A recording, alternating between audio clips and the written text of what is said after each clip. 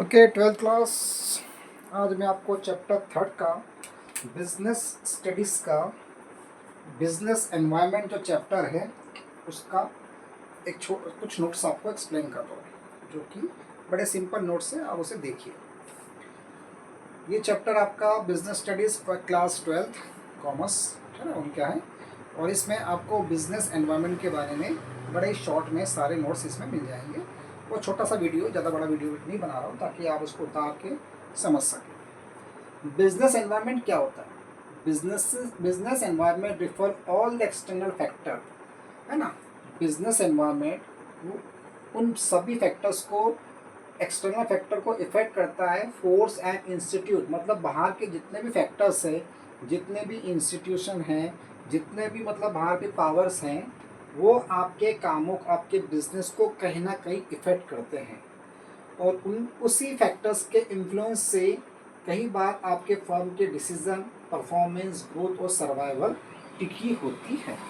मतलब business environment, business जहाँ पे आप बिजनेस कर रहे हैं वहाँ के आसपास, उस देश में या उस शहर में या उसके आसपास जितने भी एक्सटर्नल फैक्टर्स हैं, जैसे कि वहाँ की गवर्नमेंट हो गई, वहाँ की सिक्योरिटी हो गई, है ना, जो आपके हाथ में बिल्कुल भी नहीं है, वो आपके हाथ में नहीं है, तो उसमें और जो भी इंस्टीट्यूट हो गए, बैंक, आरबीआई की कोई पॉलिसी हो गई, वित्त मंत्रालय के कोई फंड उन्होंने कुछ चेंज कर दिया, लोगों का फैशन चेंज हो जाना, मतलब जितने भी बिजनेस के बाहर के जो फैक्टर्स होते हैं वो आपके बिजनेस को इफ़ेक्ट डालते हैं, आपके बिजनेस के डिसीज़न पर, आपके बिजनेस के परफॉर्मेंस पर, आपके बिजनेस के ग्रोथ पर और आपके बिजनेस के सर्वाइवल पर। मतलब आपका बिजनेस सर्वाइव करेगा कि नहीं करेगा, वो आगे बढ़ेगा कि नहीं बढ़ेगा। समझ में आ रहा है? आप जो डिसीज़न ले रहे हो वो आपका डिसीज़न सही है कि नहीं, कि आगे कौन सा डिसीज़न आपको लेना है, आपका काम कैसा चल रहा है, ये सारी बातों को वो एक्सटर्नल फैक्टर आपके बिजनेस को अफेक्ट करते हैं। जैसे एग्जांपल दे देता हूँ मैं आप लोगों को सिंपल। जैसे आपका कोई ऐसा बिजनेस है जो कि अमेरिका के साथ है, ठीक। अब सडनली अमेरिका ने इंडिया के ऊपर टैरिफ लगा दिया, 100%, 200% टैरिफ लगा दिया। तो सीधे सीधे वो आपके कंट्रोल में है नहीं, वो अमेरिका ने किया है। तो वो आपके बिजनेस पे सीधे सीधे असर डालेगा, आपके बिजनेस के ग्रोथ को रोक देगा। समझ में आ रहा है? अचानक युद्ध शुरू हो जाना, आपका है ना, वो भी आपके हाथ में नहीं है युद्ध, वो भी गवर्नमेंट का युद्ध हो गया, तो भी आपके बिजनेस पे असर पड़ेगा। मतलब जो आपके बियॉन्ड बाहर हैं और ऐसी सिचुएशन, है ना, जो कि आपके बिजनेस को अफेक्ट करता है, आपके डिसीजन को अफेक्ट करता है। सडनली आप एक तरह के कपड़े बना रहे थे, सडनली वो फैशन चेंज हो जाना, नया फैशन आ जाना, तो ये भी एक बाहर के एक्सटर्नल फैक्टर, सरकार ने कुछ पॉलिसी चेंज कर देना, ये सारे फैक्टर होते हैं जो आपके बिजनेस को अफेक्ट, वो अच्छे भी होते हैं और कई बार बुरे भी होते हैं।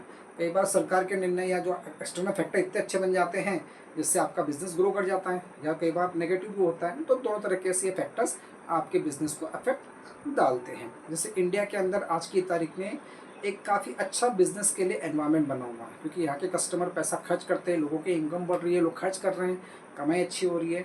तो ये एक अच्छा वातावरण है। सिक्योरिटी पे सरकार ने ध्यान दिया है, तो सिक्योरिटी वगैरह, तो ये सारी चीज़ें कि देश में सिक्योरिटी भी है। जैसे मुंबई के अंदर बहुत ज़्यादा बिजनेस होता है, क्यों होता है? क्योंकि मुंबई में सुरक्षा काफ़ी अच्छी है ना। वहाँ पे पब्लिक बहुत ज़्यादा है, बड़े बड़े बिजनेसमैन, बड़ी बड़ी कंपनी आके उन्होंने अपना इंडस्ट्री लगाया है, वहाँ पे वर्कर भी है, वहाँ पे हर तरह के लोग मिलेंगे, वहाँ वर्कर भी अच्छे हैं, वहाँ पे इंफ्रास्ट्रक्चर काफ़ी अच्छा है, वहाँ पे सब कुछ सुविधाएं उन्होंने अवेलेबल करा के रखी है। इंदौर हो गया, है ना, कोलकाता हो गया, दिल्ली हो गया, नोएडा हो गया, ये काफ़ी जितने भी बड़े बड़े शहर हैं, हैदराबाद हो गया, बेंगलोर हो गया, चेन्नई हो गया, तो यहाँ पे उन्होंने इस तरह का एनवायरनमेंट उनको क्रिएट करके दिया है कि जिससे बड़ी बड़ी कंपनी वहाँ पैसा लगाती है और उसे आगे बढ़ाती है, और वो कंपनी ग्रो करती है, वहाँ के लोगों की लाइफ स्टाइल भी ऊपर जाती है। तो वो सारे एक्सटर्नल फैक्टर जो आपके बिजनेस को असर डालते हैं उसे कहते हैं बिजनेस एनवायरनमेंट। क्लियर हो गया आपको? अब वो फैक्टर कौन कौन से होते हैं, कौन कौन से फैक्टर होते हैं, ठीक है। इसके अंदर देखो, क्लास 12 बिजनेस स्टडी के अंदर अपन ने देखा है कि business environment is usually understood to having two main features, में दो मेन फीचर्स है, एक है डायनामिक और अनसर्टेनिटी। डायनामिक मतलब आपके लिए अच्छा, अनसर्टेनिटी मतलब आपको नहीं पता कि फ्यूचर में क्या होने वाला है। ये दो चीज़ों पे ध्यान देता है।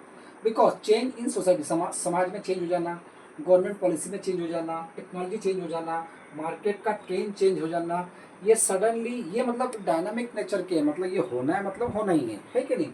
और अनसर्टेनिटी, आपको नहीं पता कि वो क्या होना तो है पर क्या होना ही आपको नहीं पता। तो कई बार क्या होता है, सोसाइटी चेंज हो जाती है, सोसाइटी में बहुत सारा माहौल बिगड़ जाता है, अच्छा भी हो जाता है, सरकार की पॉलिसी अच्छी भी हो जाती है, बुरी भी हो जाती है कई बार।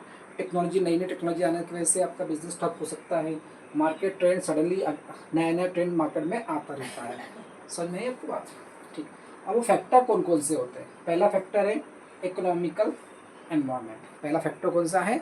Economical environment. जहाँ पे आप बिजनेस कर रहे हो उसका, उस देश का इकोनॉमिकल एनवायरनमेंट। जैसे इन्फ्लेक्शन मतलब महंगाई दर कैसी है, बहुत ज़्यादा महंगाई तो नहीं है, बहुत ज़्यादा सस्ता तो नहीं है। ये इंटरेस्ट रेट, सरकार ने जो आरबीआई है उसने इंटरेस्ट रेट क्या रखे हुए हैं वो भी डिपेंड करता है कि लोगों को इनकम लेवल क्या है और सरकार की इकोनॉमिक पॉलिसी क्या है। ये भी किसी देश के अंदर बिजनेस को ग्रो करने में बहुत हेल्प करता है या डाउन भी करता है। तो उसे कहते हैं इकोनॉमिकल एनवायरनमेंट। मतलब इन्फ्लेक्शन मतलब क्या होता है कि जिससे कि क्या होना चाहिए उसको, बहुत ज़्यादा महंगाई तो नहीं बढ़ रही, महंगाई दर क्या है, ठीक।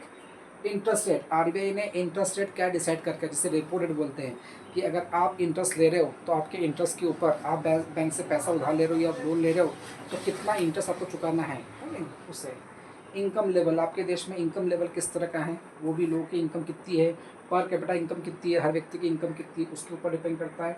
और सरकार की इकोनॉमिक पॉलिसी कितनी अच्छी है या कितनी बुरी उस पर डिपेंड करता है। That is a economic environment. Social environment कौन सा होता है? उस देश का कस्टम कैसा है, उस देश की वैल्यूज़ कैसी है, वहाँ का एजुकेशन सिस्टम कैसा है और लाइफस्टाइल चेंज हो रहा है कि नहीं हो रहा है। जैसे इंडिया का एग्जांपल लिया जाए तो इंडिया में थोड़ा ट्रेडिशनल कस्टम टाइप का है। सबका अपना अपना, मराठियों का अलग, पंजाबी को अलग, राजस्थानियों का अलग, सबका अलग अलग कस्टम है। सबकी अपनी अपनी वैल्यूज़ है, उस वैल्यू के हिसाब से वो लोग काम करते हैं। एजुकेशन सबका एक ही जैसा है ऑलमोस्ट देखा जाए तो। और लाइफ स्टाइल मतलब आजकल अपन वेस्टर्न कल्चर को ज़्यादा अपना रहे हैं। तो ये सोशल एनवायरनमेंट है कि लोगों की सोच कैसी है, लोगों का कस्टम कैसा है, वहाँ के वैल्यूज़ कैसी है, उसके हिसाब से आपको अपना बिजनेस वहाँ पे सेटअप करना पड़ेगा। पॉलिटिकल एनवायरनमेंट, गवर्नमेंट स्टेबल है या पॉलिटिकल कंडीशन कैसी है, मतलब जो गवर्नमेंट आपकी केंद्र सरकार में बैठी है, राज्य सरकार में बैठी है, वो स्टेबल गवर्नमेंट है कि नहीं। ऐसा तो नहीं मिलीजुली सरकार बन के बैठी।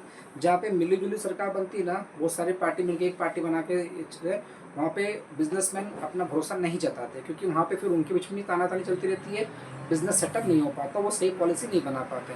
इसलिए जहाँ पे स्टेबल एक ही गवर्नमेंट चुन के आती है, मतलब मेजोरिटी में एक ही पार्टी होती है, उस जगह पे बिजनेस काफ़ी फलता है। तो वहाँ की पॉलिटिकल कंडीशन कैसी है, वो ज़्यादा झगड़े तो नहीं हो रहे हैं, स्टेबल एक ही सरकार वहाँ काम कर रही है, ये सब भी डिपेंड करता है।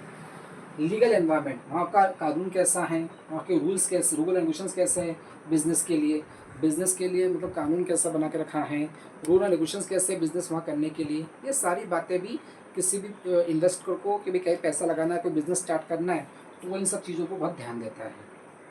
टेक्नोलॉजिकल एनवायरनमेंट, और वहाँ पे नए नए इन्वेंशन और टेक्नोलॉजी एडवांसमेंट है कि नहीं।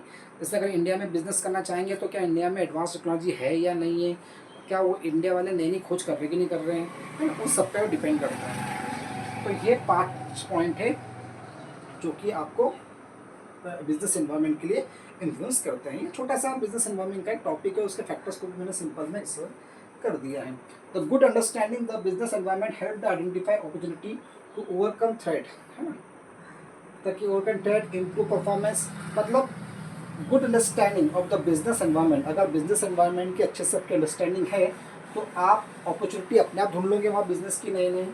ओवरकम थ्रेट, आपके पास और नए नए आइडिया आएंगे, आपका परफॉर्मेंस और इम्प्रूव होगा और आपका डिसीजन और बेस्ट हो सकता है। तो ये सारी चीज़ें उसके अंदर आती है, that is a business environment. इससे रिलेटेड छोटा सा टॉपिक मैंने आपको एक्सप्लेन किया है। आई होप इसके नोट्स आपके बिजनेस एनवायरनमेंट भी आपको समझ में आ गया होगा और इसके फैक्टर्स कौन कौन से होते हैं वो भी आपको अच्छे समझ में आ गए होंगे।